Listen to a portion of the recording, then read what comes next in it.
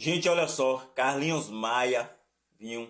E seu marido aí, gente, Lucas, se diverte muito, viu? Ao som de Edson Gomes, gente. É isso mesmo. Carlinhos Maia se declarou, viu? Fã de carteirinha de Edson Gomes, gente, viu? E ele levou, viu? Foi questão de levar Edson Gomes para tocar no rancho do Maia.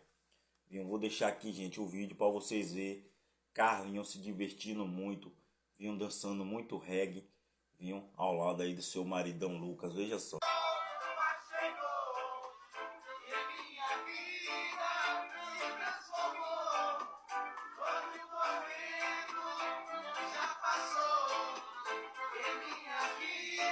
Para vocês verem, né, gente, que o tempo passa, mas Edson Gomes, gente, continua aí em alta.